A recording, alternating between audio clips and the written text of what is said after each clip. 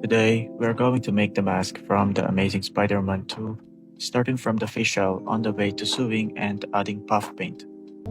I printed the template on a letter-sized paper. I then cut them out and glued them to this illustration board. I used a precision knife to cut the individual pieces, and of course, be very careful when you're going to use a precision knife too, because this tool is very sharp and trust me, I know.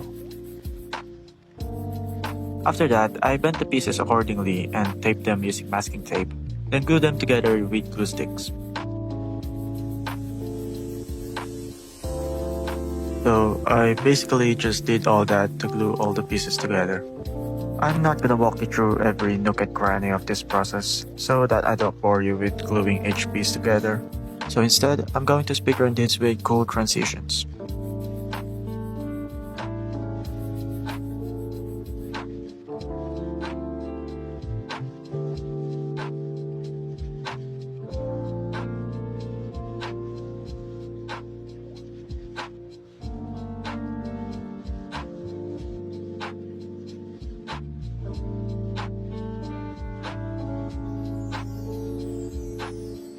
Okay, enough of those transitions. Once I'm done gluing all the pieces, I use super glue to strengthen other parts since these parts cause deformations, especially on those parts connected with glue sticks. We are now done with the front part of the facial. The same process also applies to the back part of the facial. I used masking tape to tape together the two parts, and then I applied small drops of glue sticks inside. I did this so that I can remove the back part easily later. After that, with the help of barbecue sticks, I managed to add supports inside the facial because I'm going to apply paper mache to it later. And I don't want it to wobble or bend around while it's drying. We can now move on with the lenses. The same process goes again with this piece, but I glued it to the facial in the same way as the back part because I'm also going to remove it later. But before that, I taped the lens to the facial and used it to trace a line to mark how much I would remove to expand the lens hole. I did this because I noticed that the lens was a little bit bigger than the lens hole on the facial. And now, as you can see, the lens fits. I also expand the other lens hole. I then, as I said, tape the lens onto the facial and glue it with droplets of glue sticks so that I can remove it later. I created another set of lenses and glued them to the lens I just attached to the facial. This not only adds thickness to the lens, but also sets the shape of the lens, since we glue it on top of the first set of lenses when it is bent. I hope my explanation made sense. Moving on, I can now apply paper mache to strengthen the cardboard a little bit. This part is optional.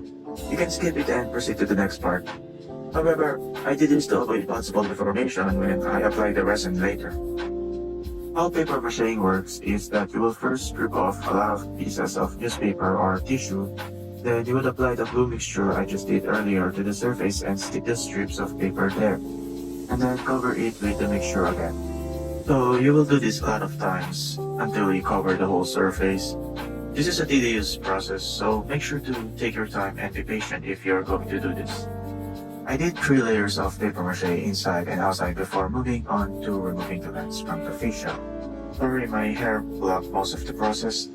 Anyway, I used the sharp knife I used earlier to remove the lens, and again, be very careful when using one. After removing the lens, I applied super glue on the edge of each lens and then sanded it down to smooth it. I did the same with the facial. So I added additional supports for the back part before removing it from the facial. We are now going to make the mid-frame, the one where people put magnets on their lenses and facial, but we're not going to do that here. We're just adding this so that the lens can sit right on the facial better. As you can see, I'm adding this outline on the edge of the lens template. This is going to be the template for our mid-frame. The shaded part won't be included, that's why I shaded it. After that, I glued the template to an illustration board and then cut it out. Then bent it and glued both ends to assemble it. Once done, I then attach it inside the facial using super glue. If you use glue sticks, then you may have bumps inside around the lens part, and we don't want that because we're going to apply resin cloth inside. And we want it to be as flat as possible for easier adhesion of the fiberglass cloth. That's why I use super glue instead. Here, I'm testing the lens to see if it fits, and gladly it does. So finally we can now move on to applying resin. This was the fiberglass cloth I'm talking about earlier. You can buy this online or in your general hardware store. I bought mine online because I couldn't find one near my place. Applying this to the cardboard is almost the same as applying paper mache. First, we're going to mix our resin. Now make sure to follow the right ratio from the resin you bought so that it cures correctly, and also to avoid making mistakes. After that, we will apply the resin to the surface and attach the fiberglass there. Then cover the surface with resin again, a very similar process to paper mache. This step is important as it makes the cardboard very durable and ready for the next step.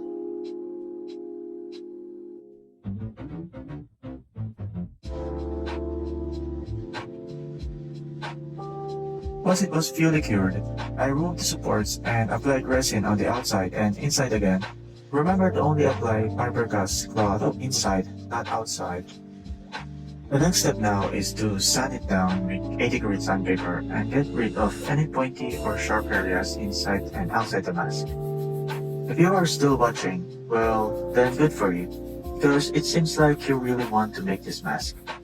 And we are also on the wood filler part. What I mean by this is that this is the part where we smooth out the surface of the mask to make it look like it was printed from a resin printer or something. We do this by applying wood filler to the surface of the mask and then sanding it down once it dries. The way I sand this is I first start with 80 grit sandpaper to shape the surface, and then I apply another set of wood filler to the uneven parts of the mask and sand it again. But now I'll use 1000 grit sandpaper to achieve the smooth finish. And this part, if you want, you can only paint the facial with a primer, but I want to copy the behind-the-scene look of Andrew's facial from the movie, so this part is very optional.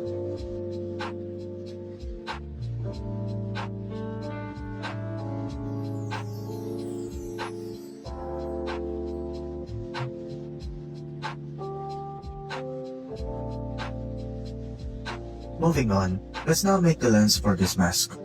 To start, I will use wood filler to create the curvature of the surface of the lens, like the one from the movie. I first wet the surface before adding a thick layer of wood filler to the lens, which will make the adhesion better. After that, I wait for it to dry completely, and then once it fully dries, I sand it down with 80 grit sandpaper to shape its curvature. I sanded it once more to make it more smoother, but now I use 1000 grit sandpaper. The last step for this is I spray painted the lens frame with a glossy black finish. Now to create the lens, I found this big plastic bottle and cut out the curved part near the cup, and then traced the lens frame there and cut it out with scissors. Then I traced an outline on the plastic sheet to mark where I would trim it. And after that, you can now super glue it on the back of the frame. Lastly, I use this cloth called Ada cloth to be the white mesh of the lens. Going back to the facial, I used garters to connect the back part to the facial, and I added foams inside to fit my head stably. Finally, we can now start making the fabric mask for this facial. The templates for these are also available in the description. I used tape to connect the fabric patterns, and then I cut them out using scissors. I transfer the pattern on the fabric using light. I start off by placing these broken caps on my table and placing a clear glass on top of them. The clear glass was actually from my computer case because I don't have an acrylic sheet here. After that, I place the light box underneath the glass and then tape the pattern to the glass, also taping the fabric on top of the pattern. The next thing I did was to trace the shape of the pattern onto the fabric by tracing it using a black Sharpie. So I used black Sharpie for the webs, and for the brick pattern, I traced them using a red marker. Now this process will take a while, so be patient.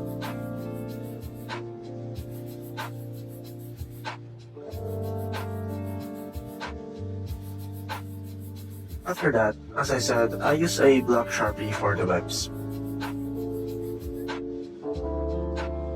Once done, this is what your fabric should look like.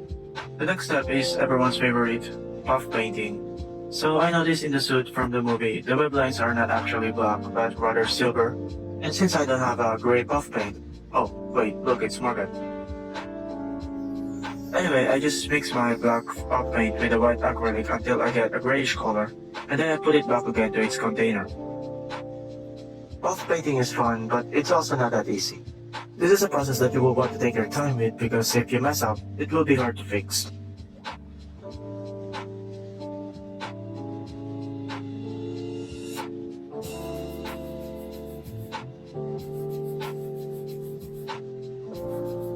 This is what it looks like once dried. We're not done yet because as you can see, the web lines are too shiny. So we're going to tone that shininess down by applying a matte clear coat. So basically, I just sprayed a matte clear coat in this spray paint cap and then painted it on the web lines. I forgot to turn off time-lapse mode here, but simply after that, I just sew the parts together. And here I'm showing where to sew the parts. And also, you should add a web line here. I use back stitch to manually sew the fabric together.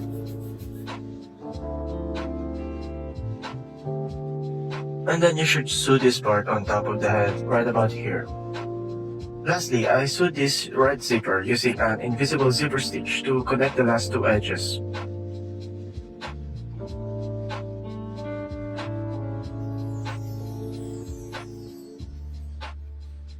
Okay, so remember when we put those garters to connect the front and back part of the facial?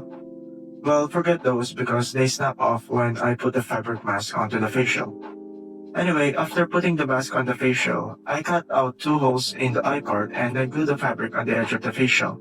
You don't have to glue it to the edge, but I wanted to because it looks more cleaner. And then the last step was to glue the lens on the mask.